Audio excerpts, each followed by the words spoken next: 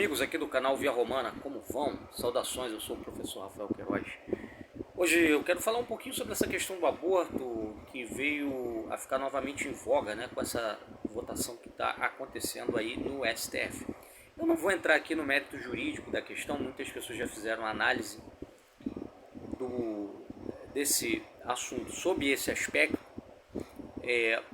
E por que eu não vou entrar nesse mérito? Porque, ao meu ver, o grande problema hoje no mundo ocidental e aqui no Brasil é que toda a discussão jurídica ela está apartada de qualquer tipo de debate realístico, ontológico da questão. Ou seja, o aborto ele é discutido como um direito da mulher, né?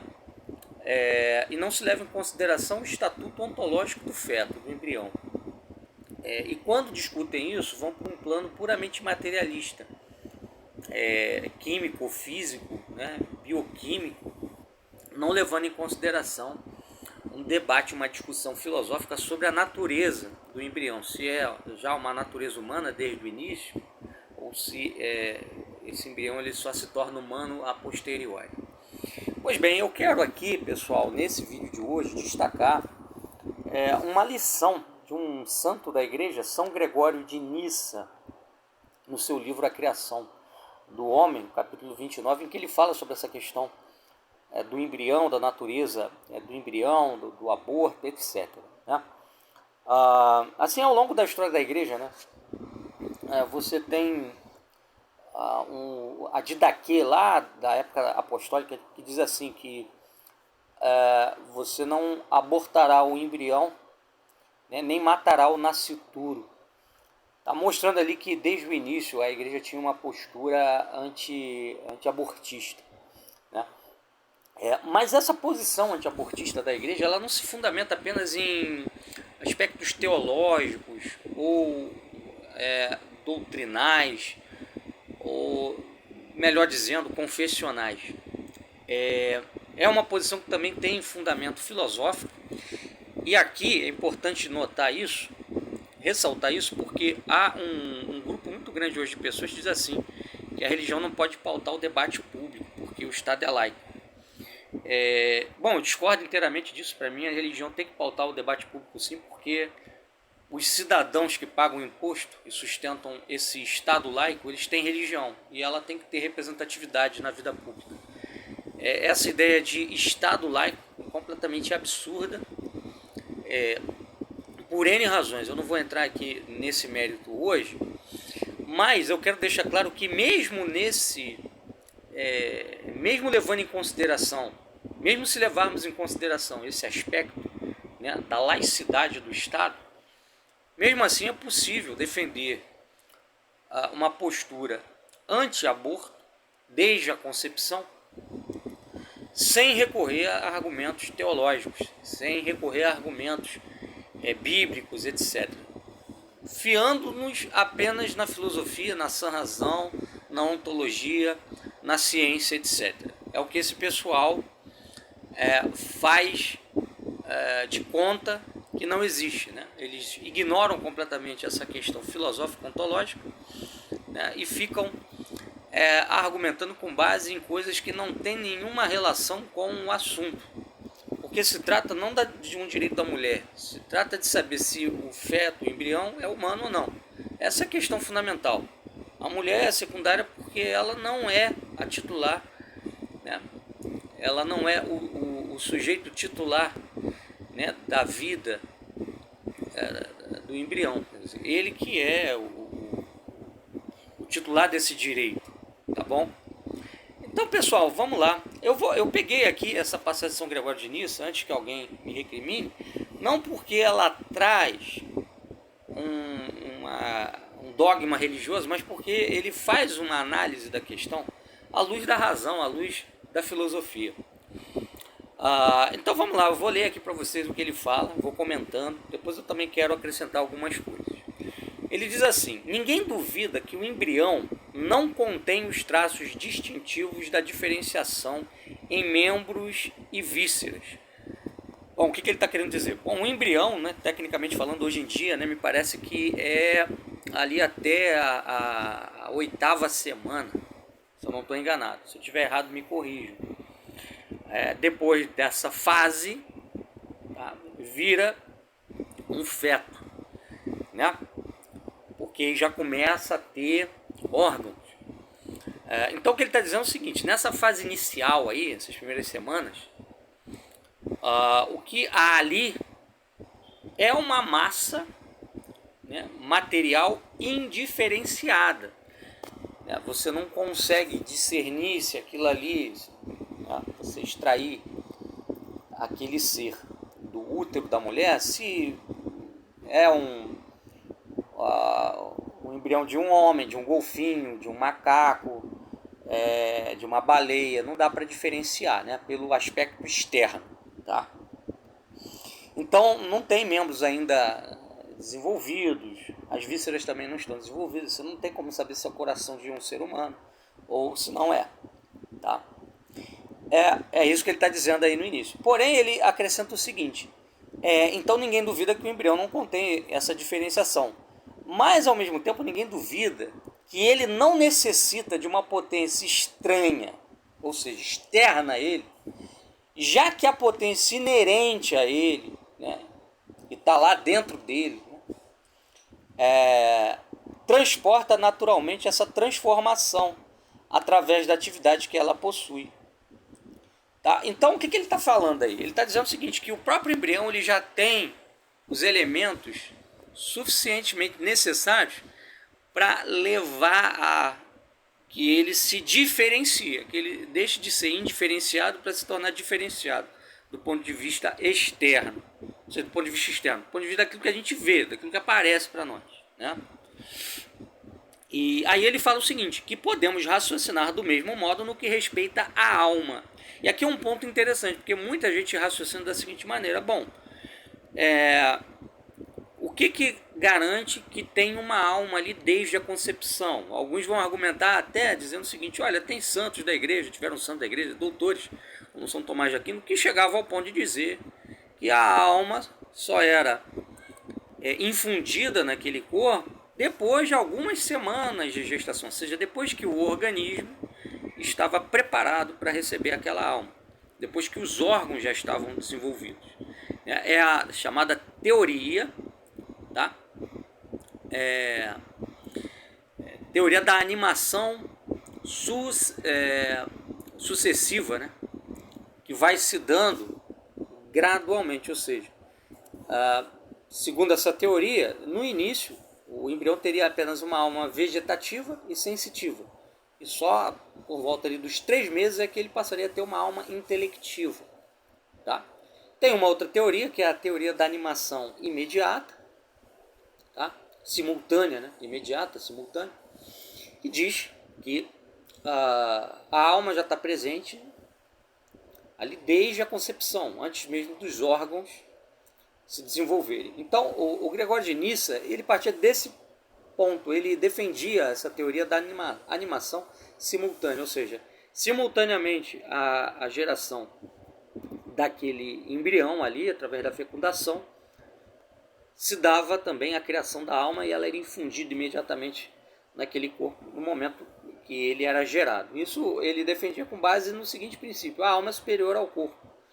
Se a alma fosse criada posterior ao corpo, né, ela não teria a mesma dignidade do corpo, ou seja, ela seria secundária ao corpo, né, posterior ao corpo. Então, mais condizente com a natureza da própria alma é que ela esteja presente desde o início naquele corpo, até porque a alma é o que dá vida, né, ânima, tá? E no caso da alma humana, né, essa separação vegetativa, sensitiva e intelectiva é apenas compartimental, ou seja, a alma humana ela possui todas essas potências, todas essas qualidades numa unidade única, tá?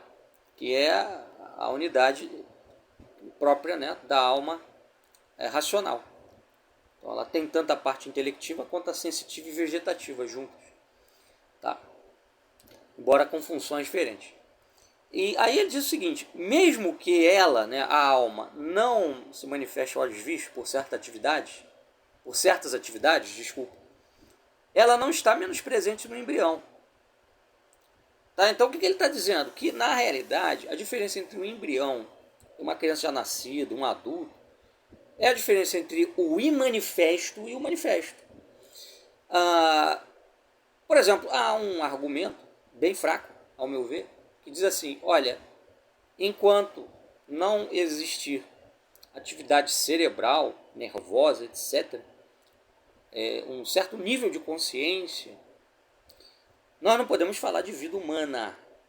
Ok, tá bom. Então vamos partir desse pressuposto. Então o sujeito que está em coma, ele não é humano mais, ele pode ter os seus aparelhos desligados, porque ele não é mais humano, ele perdeu a consciência, ele não reage mais aos estímulos externos, ele não desenvolve mais linguagem, não existe nenhum aspecto que manifeste consciência nele. Tá? Ele deixou de ser humano por isso? Ninguém em sã consciência vai dizer, né, que ele deixou de ser. Todos vão dizer, não, mesmo que ele não manifeste essas qualidades, ele as possui, ainda que virtualmente falando, potencialmente falando. Né? O mesmo se dá com o embrião, com o feto. Ou seja, mesmo que ele não manifeste essas qualidades mentais, intelectuais, conscienciais, ele já as possui em potência. Tá? Então, mesmo que ele não se manifeste, mesmo que ela não se manifeste olhos vistos por certa atividade, ela não está menos presente no embrião. De fato, a configuração do homem que há de surgir existe já em potência, mas a alma está ainda escondida, já que não pode se manifestar, a não ser de acordo com a ordem necessária. Ou seja, o homem é um ser que depende de certos órgãos, né? Embora ele tenha uma alma imortal, embora ele tenha uma alma racional, ele depende de certos órgãos estarem amadurecidos para que essa alma manifeste completamente os seus dons, as suas qualidades. Né? A gente pode pegar o exemplo de um casulo. Ali no casulo tem uma massa indiferenciada, que era a lagarta, e que vai virar a borboleta. É óbvio que se você olhar aquele material, você não consegue discernir o que vai gerar aquilo ali. Mas ele só pode gerar uma coisa, que é a borboleta. Não tem outro caminho, porque o código genético já está pré-determinado, pré-fixado. Não existe a possibilidade daquela massa gerar um rato, um pássaro, não. Vai gerar uma borboleta. Tá? Gregório de Nissa continua dizendo assim: então ela está presente, mas invisível. Ou seja, a alma está presente, mas invisível. Ela não aparecerá senão graças ao exercício de sua atividade natural, ao acompanhar o desenvolvimento do corpo. Tá? Isso está lá no livro A Criação do Homem, capítulo 29. Pois bem, pessoal, vamos pegar aqui alguns pontos importantes para refletir sobre isso. Nos primeiros 14 dias, né, da geração, ali, né, do desenvolvimento do zigoto, né, nós já temos um genoma individual, né, nós já temos um DNA pré-determinado para aquele indivíduo. Então a gente pode dizer que ali tem um indivíduo, ali tem um ser individual diferente de todos os outros seres, com um DNA único, tá bom? E esse DNA, o que é mais interessante, ele tem a capacidade de se autoconstruir, ele dá, né, a esse indivíduo a capacidade dele por si mesmo, da sua própria força, né, de se autoconstruir. Ou seja, ele não precisa de nenhuma característica que ele não possua vindo, né, do exterior, sendo adquirida, para ele poder construir um órgão, desenvolver um órgão. Não, tudo já está ali dentro dele. Então ele é a causa de si mesmo. A gente pode até dizer que isso aqui vai na mesma direção da definição que Sócrates dá ao conceito de vida, lá no diálogo Fédon, tá, que é sobre a alma, sobre a natureza da alma. Tá? O que Sócrates define como sendo um ser vivo? Ele diz o seguinte: vivo é todo aquele ser que tem a causa do seu movimento em si próprio. Ou seja, uma pedra, por exemplo, ela não se move sozinha. Ela precisa de alguém para movê-la. Então ela não tem vida. Agora um ser vivo, ele se move sozinho, esse movimento, ele vai, ele muda, ele vai para uma outra direção pela sua própria força. Né? porque ele tem uma autonomia, né? Uma capacidade de se determinar, tá? É o que falávamos aqui antes.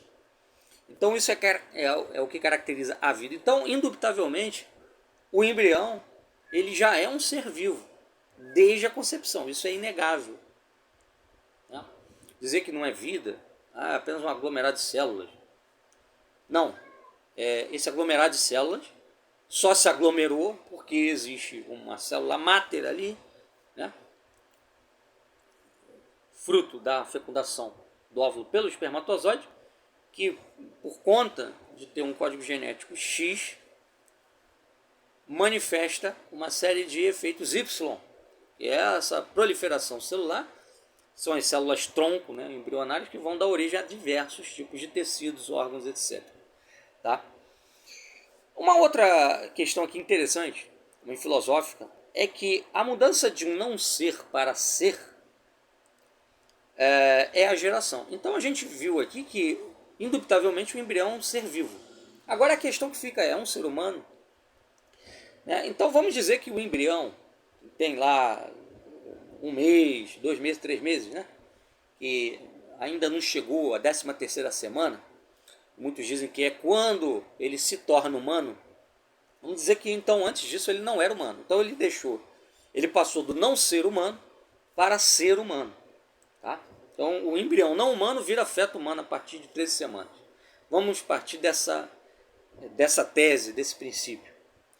Então isso daí corresponde a uma geração, quer dizer, o homem então, a hominidade ela é gerada naquele embrião a partir da 12ª para a 13ª semana. Mas vejam, gerar é produzir algo novo, tá? E aí eu pergunto, o que de novo foi inserido no embrião para que ele seja gerado humano? Porque ele tem que ter adquirido alguma coisa que ele não tinha, para passar a ser outra coisa.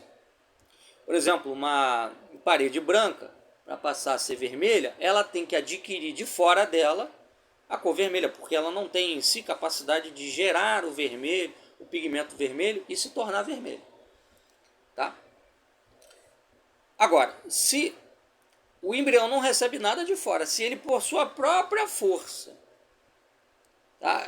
Ele passou a ter ali uma característica manifesta de algo que é humano, então, ora, ele já era humano antes, ele apenas não tinha manifestado certos aspectos da hominidade por causa do tempo, né? Ele precisa de um tempo para que isso se manifeste, se desenvolva. Tá? Então, nada de novo é inserido nesse embrião, né, para que seja gerado nele uma nova natureza que ele não tinha antes. Isso é uma questão nova, é uma questão lógica. Tá? Nada de novo, materialmente falando, entra no embrião nesse momento. Tá bom? Aí entra aquela teoria, né, da animação sucessiva de São Tomás. São Tomás defendia isso, que a alma só era infundida no corpo a partir desse momento aí, né, mais ou menos 3 meses de idade, porque ali, segundo Aristóteles, que a criança começava a manifestar movimentos no ventre da mãe.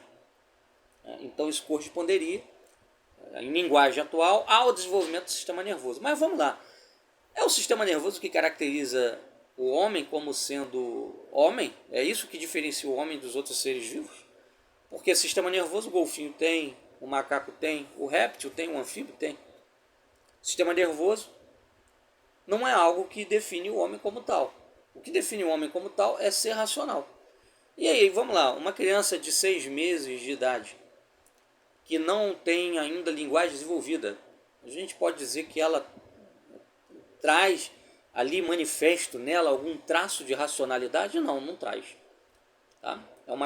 É uma vida que ainda não manifesta nenhum traço racional. Nem reflexão, nem linguagem, nem nenhum tipo de compreensão de uma ideia, de um conceito manifestado por uma palavra, um som, etc. Então a gente poderia dizer que essa criança, mesmo tendo um sistema nervoso, ela ainda não é humana. Então vejam onde esse tipo de raciocínio vai nos levar, né? É muito perigoso esse tipo de raciocínio. Mas é esse raciocínio que esse pessoal faz, esse pessoal abortista faz. Tá?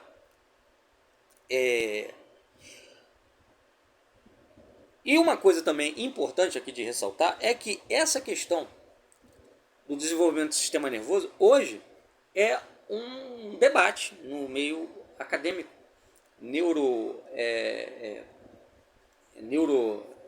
neurológico, né? Nesse campo do estudo dos embriões, né? Dos fetos, né? Da vida intrauterina. Vocês vejam, na década de 90, diziam assim que o embrião adquiria um certo nível de consciência, um certo tipo de consciência, não a consciência que uma criança já tem, né? Mas uma consciência, vamos dizer assim, nervosa, senciente, né?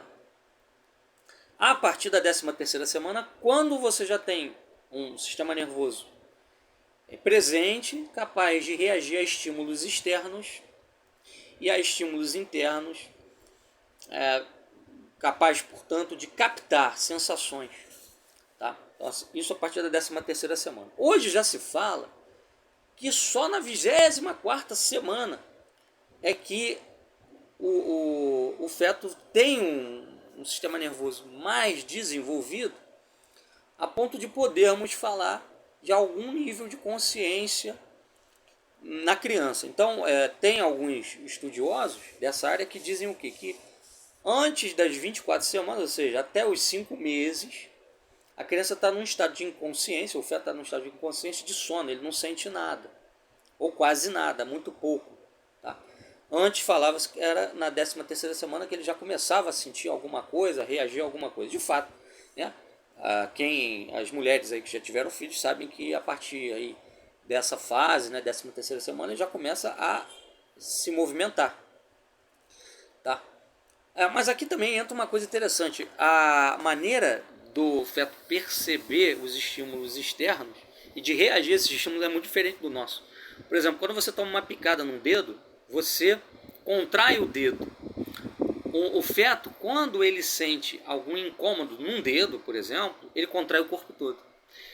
Porque a sensação nervosa no feto está espalhada no corpo inteiro. No indivíduo já nascido, ela é localizada. Então é diferente. Não é o mesmo tipo de reação nervosa que existe numa criança já nascida. Então a gente pode usar isso como justificativo para dizer assim, olha, não é ainda um ser humano, não tem as características típicas de uma pessoa já nascida, né? É um sistema nervoso primitivo, não podemos nem falar de consciência propriamente dita, né? Mas apenas de sensação, etc. Então a gente vai indo por esse caminho, vai chegar onde alguns querem chegar, ou seja, permitir o aborto até o 9º mês. Se eu não estou enganado, parece-me, né, que essa juíza aí do STF, a Rosa Weber, chegou a aventar essa possibilidade de que, né, o aborto só fosse, quer dizer, o aborto fosse liberado em qualquer fase, né, de gestação. Tá? Se eu não estou enganado, ela chegou a dizer isso. Tá? Embora a votação agora seja para permitir, parece-me, o aborto até o 3º mês de gestação, né? Até a 12ª semana. Enfim, então, pessoal, era isso que eu tinha para dizer aqui. Esses argumentos são argumentos racionais, filosóficos e refutam, ao meu ver, de forma indubitável, essa tese de que não há uma alma humana ali, uma natureza humana ali no embrião desde o início. Né? Porque ele não adquire nada de novo no processo de desenvolvimento dele. Tá? O que há é a passagem de uma natureza manifesta para uma natureza que vai se manifestando cada vez mais, né? Cujas potencialidades vão se transformando em atos. Tá bom? E aí a gente tem que lembrar, né, que a alma humana, a alma intelectiva, a alma racional, ela não se transmite pela matéria, né? Ela não é o produto da atividade da matéria, de um processo material bioquímico, Porque a operação da alma racional, que é basicamente a abstração, ela não depende de um órgão, não depende do cérebro, embora ela se manifeste através do cérebro. Por que ela não depende do cérebro? Porque ela é uma atividade essencialmente abstrata. Por exemplo, quando a gente define o homem, o que é o homem? É um ser racional. A gente faz isso, a gente está designando a essência do homem como ser racional. Agora, a essência ela é material? Não, ela é imaterial. O que é a racionalidade? É uma essência imaterial, ela não pode ser tocada, vista, medida. Ela não tem tamanho, peso, como tem as coisas físicas. Né? E da mesma forma, né, da mesma forma que a racionalidade não tem medida, peso, não é física, né, o atributo dos seres, né, por exemplo, o atributo de um gato é a gatidade, né, a essência do gato. Ela está presente em vários gatos diferentes, né, mas ela é em si imaterial, ela pode ser pensada abstraída do ser concreto. Então essa operação é uma operação basicamente mental, abstrata. O cérebro ele é apenas um computador que processa os dados internos do nosso organismo, né, que vem do nosso organismo, um computador que processa também o que o nosso organismo capta de fora, né, do mundo exterior, e ele também processa, né, os pensamentos da alma. Então ele, na verdade, é um mediador entre o corpo e a alma. O corpo, o mundo exterior e a alma. Mas ele não é o órgão da alma. Ele não é o órgão da mente. Ele é apenas o processador daquilo que advém da mente. Essa operação abstracional, ela não depende de uma bioquímica cerebral. Ela depende, né, de uma capacidade abstrativa da alma. Aqui o cérebro registra. E que permite, né, através desse registro, transformar essa ação abstrativa da mente em linguagem, né? E transpor isso para a linguagem, que é o que nós estamos fazendo aqui. Estamos pensando, nosso cérebro processa pensamento e transforma em linguagem. Ele aciona a língua para que nós possamos emitir sons que designem verbos que indiquem esses conceitos que existem lá na mente, aqui, que estão presentes lá na mente, quando a gente fala deles. Tá? Então, pessoal, é isso. A alma, ela já foi devidamente comprovada como sendo de uma natureza imaterial. Isso não é teologia, isso é filosofia, está lá no De Anima de Aristóteles, no Fédon de Platão. Tá? E tudo isso aqui que a gente falou não entra no âmbito teológico, entra no âmbito científico e filosófico.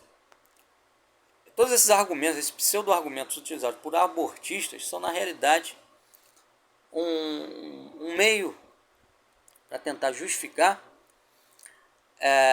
a sua malícia, né? Ou seja, para tentar justificar uma vida de liberdade sexual sem compromisso. Via de regra é isso.